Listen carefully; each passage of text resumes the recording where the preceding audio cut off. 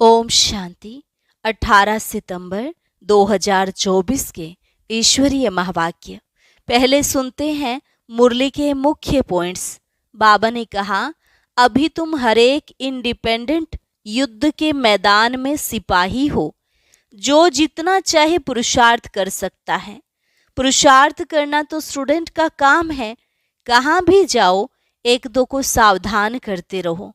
पूछना चाहिए, शिव बाबा याद हैं? अभी तुम्हारी बुद्धि में सारा चक्र आ गया है। बाप का परिचय भी मिल गया है। इसलिए एक बाप को याद करते रहो तो आत्मा एकदम पवित्र हो जाएगी। फिर बाबा ने कहा, तुम बच्चे हो धरती के चैतन्य सितारे, क्योंकि तुम सारे विश्व को रोशन करते हो। जैसे उन सितारों में कोई बहुत तीखा होता है, कोई हल्का होता, कोई फिर चंद्रमा के नज़दीक भी होते हैं, ऐसे यहाँ भी सभी बच्चों की अलग अलग स्थिति है। जो योग बल से अच्छी रीति पवित्र बनते हैं वह बहुत चमकते हैं।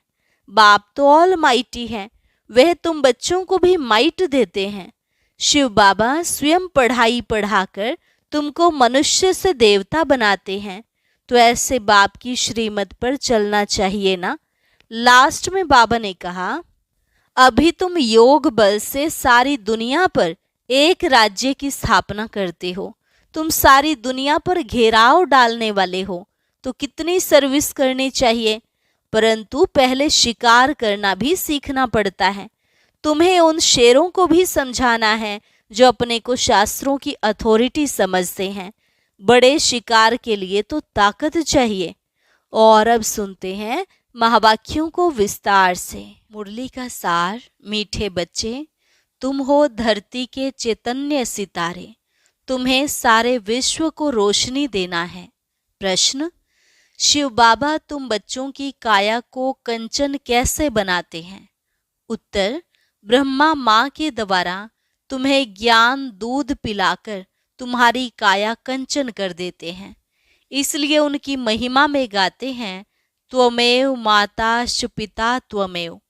अभी तुम ब्रह्मा माँ द्वारा ज्ञान दूध पी रहे हो, जिससे तुम्हारे सब पाप कट जाएंगे, कंचन बन जाएंगे। ओम शांति। रूहानी बाप बैठ समझाते हैं, जैसे आसमान में सितारे हैं, वैसे तुम बच्चों के लिए भी गाया जाता है, यह धरती के सितारे हैं। उनको भी नक्षत्र देवता कहा जाता है। अभी वह कोई देवता तो है नहीं, तो तुम उनसे महान बलवान हो, क्योंकि तुम सितारे सारे विश्व को रोशन करते हो। तुम ही देवता बनने वाले हो। तुम्हारा ही उत्थान और पतन होता है। वह तो करके मांडवे के लिए रोशनी देते हैं, उनको कोई देवता नहीं कहेंगे। तुम देवता बन रहे हो। तुम सारे विश्व को रोशन करने वाले हो। अभी सारे विश्व पर घोर अंधियारा है, पतित बन पड़े हैं। अभी बाप तुम मीठे मीठे बच्चों को देवता बनाने आते हैं। मनुष्य लोग तो सबको देवता समझ लेते हैं, सूर्य को भी देवता कह देते हैं। कहाँ कहाँ सूर्य का झंडा भी लगाते हैं, अपने को सूर्यवंशी भी कहलाते हैं।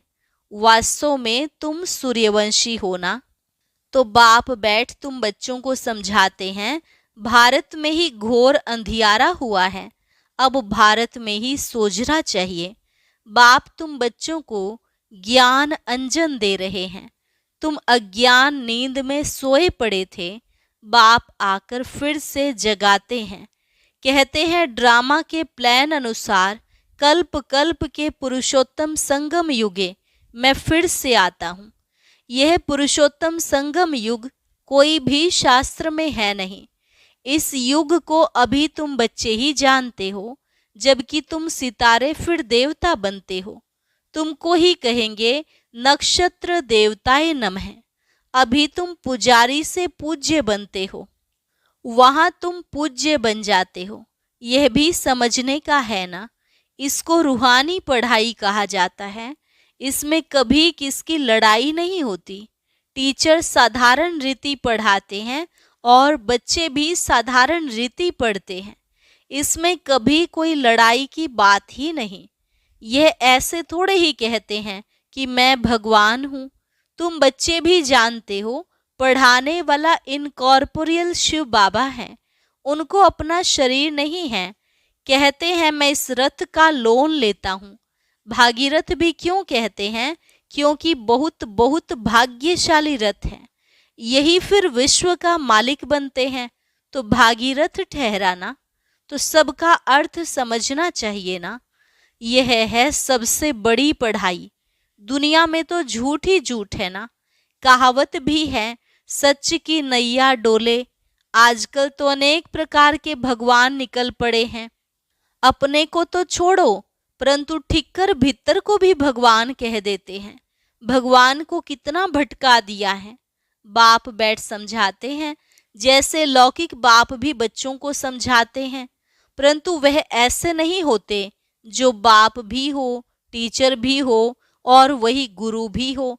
पहले बाप पास जन्म लेते हैं, फिर थोड़े बड़े हो तो टीचर चाहिए पढ़ाने के लिए, फिर 60 वर्ष के बाद गुरु चाहिए। यह तो एक ही बाप टीचर सतगुरु है। कहते हैं मैं तुम आत्माओं का बाप हूँ। पढ़ती भी आत्मा है। आत्मा को आत्मा कहा जाता है, बाकी शरीरों के अनेक नाम हैं। ख्याल करो, यह है बेहद का नाटक। बनी बनाई बन रही, कोई नई बात नहीं। यह अनादि बना बनाया ड्रामा है जो फिरता रहता है। पार्टधारी आत्माएं हैं। आत्मा कहाँ रहती है?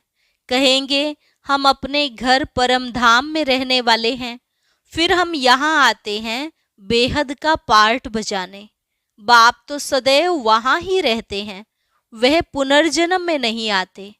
अभी तुमको रचता बाप अपना और रचना का सार सुनाते हैं। तुमको कहते हैं स्वदर्शन चक्रधारी बच्चे। इसका अर्थ भी कोई और समझ न सके, क्योंकि वह तो समझते हैं स्वदर्शन चक्रधारी विष्णु हैं। ये फिर मनुष्यों को क्यों कहते? यह तुम जानते हो। शूद्र थे तो भी मनुष्य ही थे, अभी ब्राह्मण बने हैं तो भी मनुष्य ही हैं, फिर देवता बनेंगे तो भी मनुष्य ही रहेंगे, परंतु कैरेक्टर बदलते हैं। रावण आता है तो तुम्हारे कैरेक्टर कितने बिगड़ जाते हैं। सतयुग में यह विकार होते ही नहीं। अभी बाप तुम बच्चों को अमर कथा सुना रहे हैं। भक्ति मार्ग में तुमने कितनी कथाएं सुनी होंगी। कहते हैं अमरनाथ ने पार्वती को कथा सुनाई, अब उनको तो शंकर सुनाएंगे ना, शिव कैसे सुनाएंगे? कितने ढेर मनुष्य जाते हैं सुनने के लिए। यह भक्ति मार्ग की बातें बाप बैठ समझाते हैं। बाप ऐसे नहीं कहते कि भक्ति कोई खराब है, नहीं। यह तो ड्रामा जो अनादि है वह समझाया जाता है। अब बाप कहते हैं एक तो अपने को आत्मा समझो। मूल बात ही यह है। भगवानुवाच मन मना भव। इसका अर्थ क्या है? यह बाप बैठ मुख से सुनाते हैं तो यह गौमुख है। यह भी समझाया है त्वमेव माता च पिता त्वमेव, उनको ही कहते हैं। तो इस माता द्वारा तुम सबको अडॉप्ट किया है। शिव बाबा कहते हैं इस मुख द्वारा तुम बच्चों को ज्ञान दूध पिलाता हूँ, तो तुम्हारे जो पाप हैं वे सब भस्म होकर तुम्हारी आत्मा कंचन बनती है, तो काया भी कंचन मिलती है। आत्माएं बिल्कुल प्योर कंचन बन जाती हैं। फिर आहिस्ते आहिस्ते सीढ़ी उतरते हैं। अभी तुम समझ गए हो, हम आत्माएं भी कंचन थी, शरीर भी कंचन था। फिर ड्रामा अनुसार हम 84 के चक्र में आए हैं। अभी कंचन नहीं है, अभी तो 9 कैरेट कहेंगे, बाकी थोड़ा % जाकर रहे हैं। एकदम प्राय लोप नहीं कहेंगे, कुछ न कुछ शांति रहती है। बाप ने यह निशानी भी बताई है। लक्ष्मी नारायण का चित्र है नंबर 1। अभी तुम्हारी बुद्धि में सारा चक्र आ गया है, बाप का परिचय भी आ गया है। भल अब तुम्हारी आत्मा पूरी कंचन नहीं बनी है, परंतु बाप का परिचय तो बुद्धि में है ना। कंचन होने की युक्ति बताते हैं। आत्मा में जो खाद पड़ी है वह निकले कैसे, उसके लिए याद की यात्रा है। इसको कहा जाता है युद्ध का मैदान। तुम हरेक इंडिपेंडेंट युद्ध के मैदान में सिपाही हो। अब हरेक जितना चाहे उतना पुरुषार्थ करे। पुरुषार्थ करना तो स्टूडेंट का काम है। कहाँ भी जाओ एक दो को सावधान करते रहो, मन मना भव। शिव बाबा याद है, एक दो को यही इशारा देना है। बाप की पढ़ाई इशारा है। तब तो बाप कहते हैं एक सेकंड में काया कंचन हो जाती है, विश्व का मालिक बना देता हूँ। बाप के बच्चे बने तो विश्व के मालिक बन गए। फिर विश्व में है बादशाही, उनमें ऊंच पद पाना, यह है पुरुषार्थ करना। बाकी सेकंड में जीवन मुक्ति। राइट तो है ना? पुरुषार्थ करना हरेक के ऊपर है। तुम बाप को याद करते रहो तो आत्मा एकदम पवित्र हो जाएगी। सतो प्रधान बन, सतो प्रधान दुनिया के मालिक बन जाएंगे। कितना बार तुम तमो प्रधान से फिर सतो प्रधान बने हो। यह चक्र फिरता रहता है, इसका कब अंत नहीं आता। बाप कितना अच्छी रीति बैठ समझाते हैं। कहते हैं मैं कल्प कल्प आता हूँ। तुम बच्चे मुझे छी दुनिया में निमंत्रण देते हो। क्या निमंत्रण देते हो? कहते हैं हम जो पतित बन गए हैं आप आकर पावन बनाओ। वह तुम्हारा निमंत्रण। कहते हो हमको शांति धाम सुख धाम में ले चलो, तो तुम्हारा ओबीडिएंट सर्वेंट हूँ। यह भी ड्रामा का खेल है। तुम समझते हो हम कल्प कल्प वही पढ़ते हैं, पार्ट बजाते हैं। आत्मा ही पार्ट बजाती है। यहाँ बैठे भी बाप आत्माओं को देखते हैं, सितारों को देखते हैं। कितनी छोटी आत्मा है। जैसे सितारों की झिलमिल रहती है। कोई सितारा बहुत तीखा होता है, कोई हल्का, कोई चंद्रमा के नजदीक होते हैं। तुम भी योग बल से अच्छी रीति पवित्र बनते हो तो चमकते हो। बाबा भी कहते हैं बच्चों में जो बहुत अच्छा नक्षत्र है उनको फूल दो। बच्चे भी एक दो को जानते तो है ना। बरोबर कोई बहुत तीखे होते हैं, कोई बहुत ढीले होते हैं। उन सितारों को देवता नहीं कह सकते। तुम भी हो मनुष्य, परंतु तुम्हारी आत्मा को बाप पवित्र बनाए विश्व का मालिक बनाते हैं। कितनी ताकत बाप वर्षे में देते हैं। ऑल माइटी बाप है ना। बाप कहते हैं मैं तुम बच्चों को इतनी माइट देता हूँ। गाते भी है ना, शिव बाबा आप तो हमको बैठकर पढ़ाई से मनुष्य से देवता बनाते हो। वहाँ ऐसा तो कोई नहीं बनाते। पढ़ाई सोर्स ऑफ इनकम है ना। सारा आसमान धरती आदि सब हमारे हो जाते हैं, कोई छीन न सके। उसको कहा जाता है अडोल राज्य। कोई भी खंडन कर ना सके, कोई जला न सके। तो ऐसे बाप की श्रीमत पर चलना चाहिए ना। हरेक को अपना पुरुषार्थ करना है। बच्चे म्यूजियम आदि बनाते हैं, इन चित्रों आदि द्वारा हम जींस को समझावें। बाप डायरेक्शन देते रहते हैं, जो चित्र चाहिए भले बनाओ। बुद्धि तो सबकी काम करती है। मनुष्यों के कल्याण के लिए ही यह बनाए जाते हैं। तुम जानते हो सेंटर में कभी कोई आते हैं, अब ऐसी क्या युक्ति रचें जो आप ही लोग आए मिठाई लेने। किसकी अच्छी मिठाई होती है तो एडवर्टाइज हो जाती है।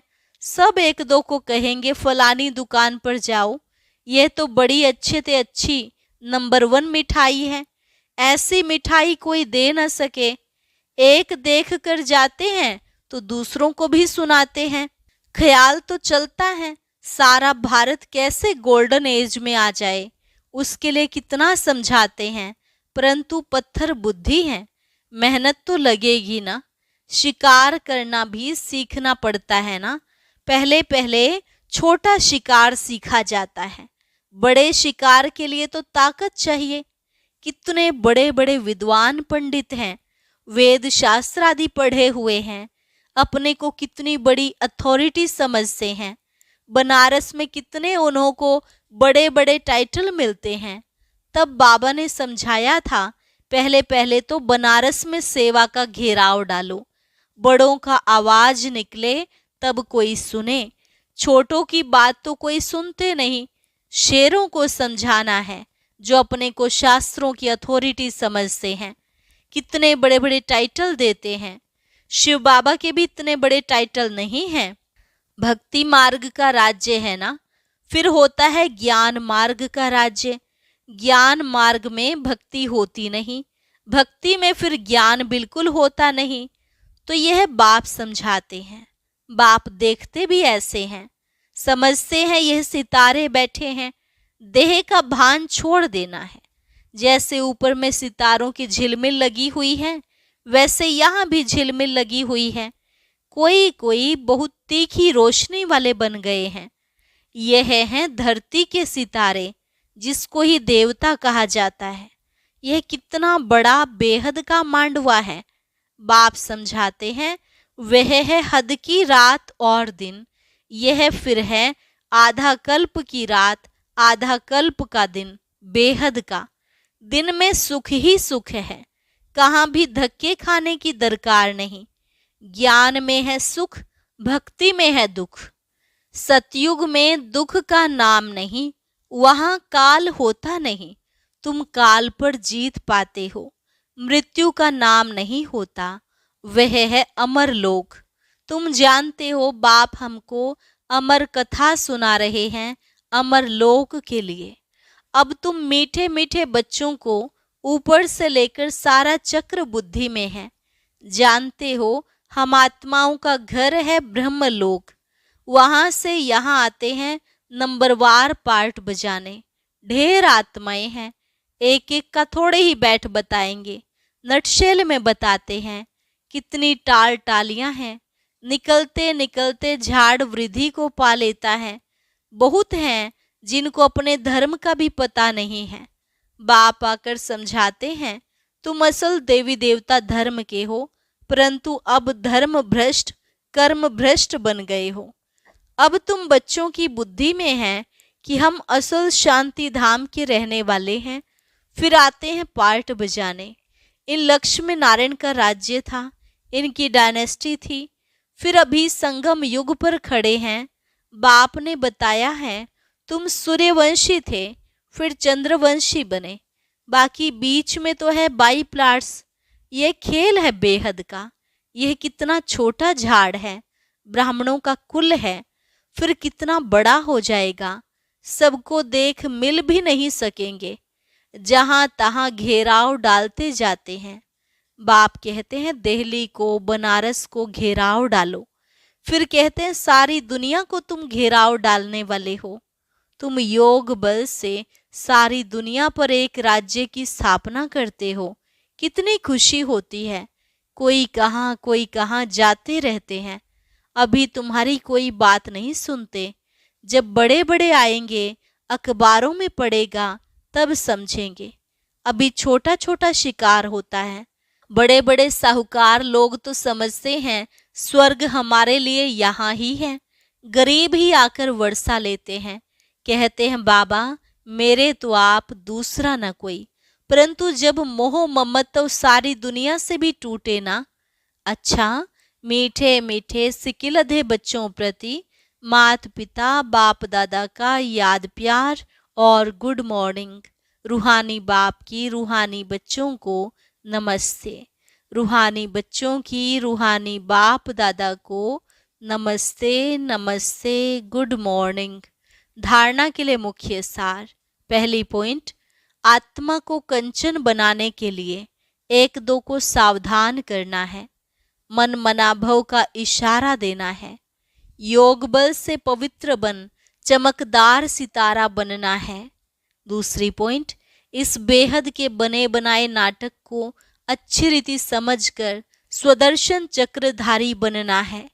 ज्ञान अंजन देकर मनुष्यों को अज्ञान के घोर अंधकार से निकालना है। वरदान, बालक सो मालिकपन की स्मृति से सर्व खजानों को अपना बनाने वाले स्वराज्य अधिकारी भव।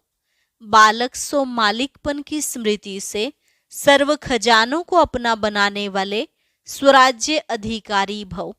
इस समय आप बच्चे सिर्फ बालक नहीं हो, लेकिन बालक सो मालिक हो। एक स्वराज्य अधिकारी मालिक और दूसरा बाप के वर्षे के मालिक।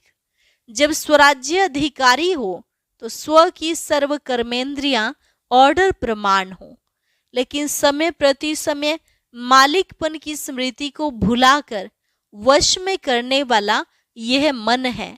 इसलिए बाप का मंत्र है मन मना भव। मन मना भव रहने से किसी भी व्यर्थ बात का प्रभाव नहीं पड़ेगा और सर्व खजाने अपने अनुभव होंगे। स्लोगन: परमात्मा मोहब्बत के झूले में उड़ती कला की मौज मनाना यही सबसे श्रेष्ठ भाग्य है। परमात्मा मोहब्बत के झूले में उड़ती कला की मौज मनाना यही सबसे श्रेष्ठ भाग्य है। अच्छा, ओम शांति। ब्राह्मण परिवार में चाहे कोई लास्ट में आने वाले हैं, कोई महारथी हैं या कोई विदेशी हैं, लेकिन एक प्रश्न हर किसी के मन में जरूर उठता है, जिसमें अक्सर उलझे रहते हैं। तो आज के ज्ञान मोती में बाबा ने बहुत सहज तरीके से सबको समझाया है, इसलिए आज का ज्ञान मोती जरूर सुने।